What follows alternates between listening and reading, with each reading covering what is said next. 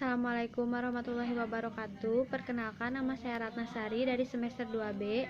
Video ini dibuat untuk memenuhi salah satu tugas mata kuliah Hukum Pidana dari dosen pengampu Ibu Profesor Dr. Hajah Heni Nuraini SHMH dan asisten dosen Bapak Dr. Muhammad Rendi Arid Hayandi SHMH. Pada video kali ini materi pembahasannya itu responsi dari pertemuan pertama sampai dengan pertemuan yang terakhir. Untuk materi pembahasannya itu dari bab 1 sampai dengan bab 4. Pada pertemuan pertama itu menjelaskan tentang pengertian hukum pidana. Jadi hukum pidana ini merupakan hukum publik, yaitu hubungan hukum yang mengatur antara individu dengan negara, di mana hukum pidana ini dibedakan menjadi dua, yaitu ada hukum pidana material dan ada hukum pidana formil.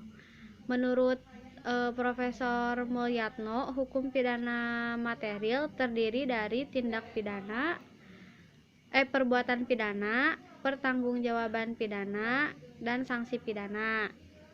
Nah, untuk fungsi hukum pidana ini dibedakan menjadi dua, ada fungsi umum dan ada juga fungsi khusus.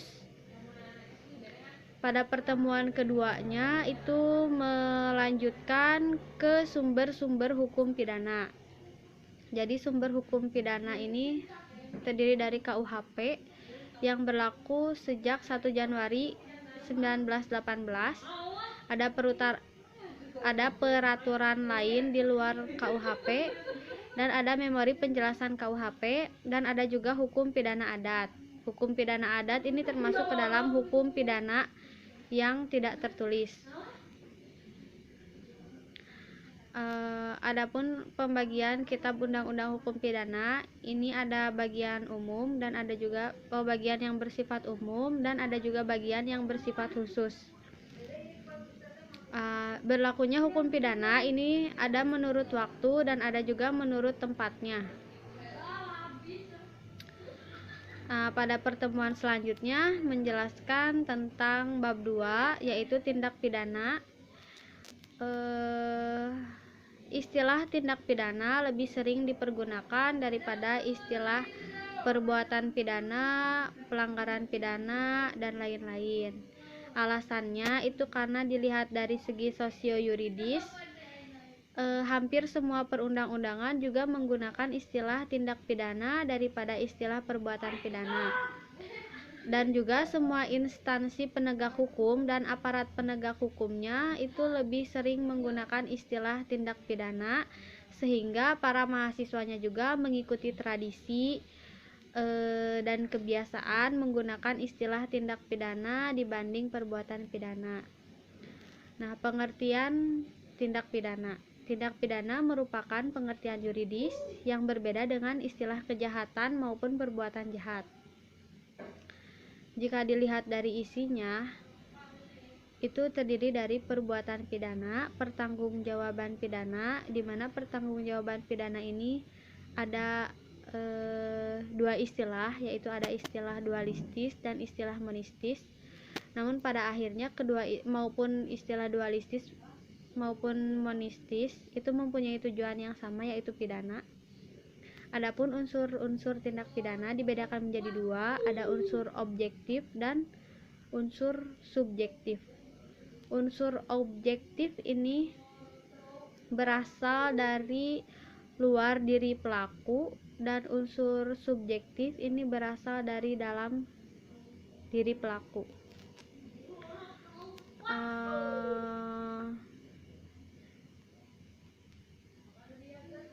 Yang selanjutnya ada teknik atau cara merumuskan tindak pidana.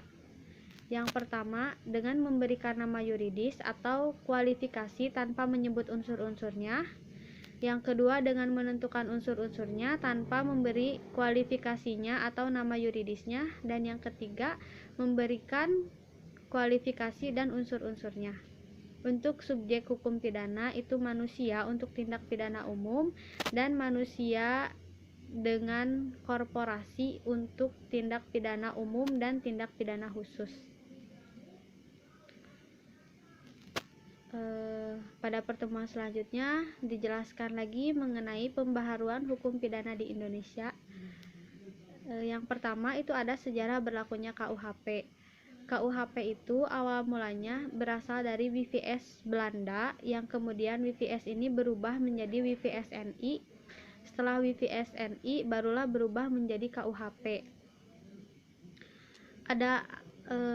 Ada beberapa alasan diadakannya pembaharuan KUHP. Itu ada alasan politis, sosiologis, praktis, dan adiktif.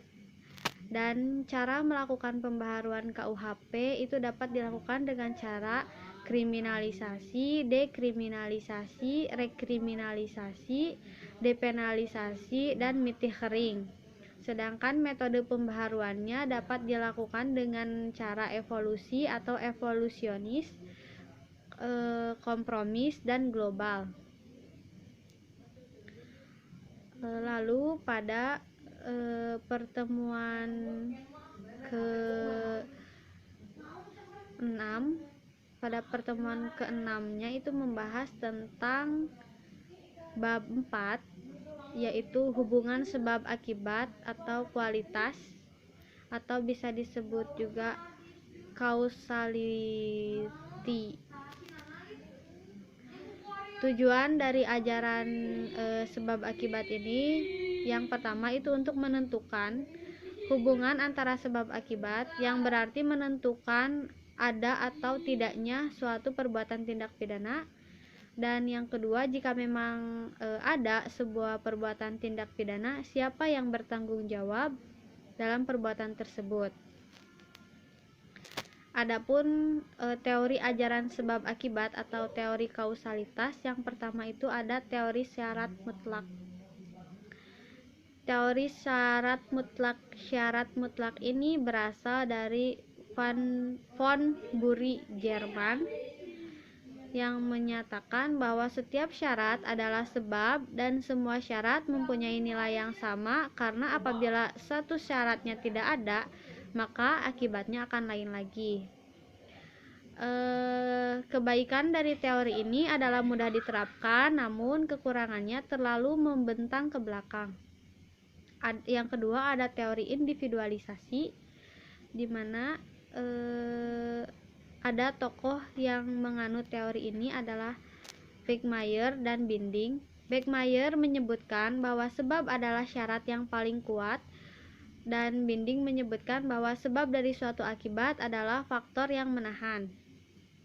Yang ketiga ada teori generalisasi. Teori ini melihat peristiwa sebelum kejadian. Menurut teori ini harus dicari sebab yang sama untuk dapat menimbulkan akibatnya. Oleh karena itu teori ini disebut teori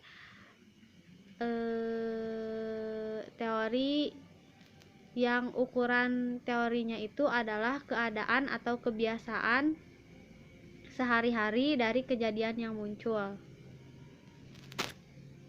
Yang selanjutnya itu ada tinjauan terhadap teori kausalitas. Dari teori-teori tentang kausalitas, yang paling dianggap mendekati kebenaran adalah teori adequate, yaitu teori generalisasi. Teori generalisasi ya, teori adequate, generalisasi yang paling mendekati kebenaran.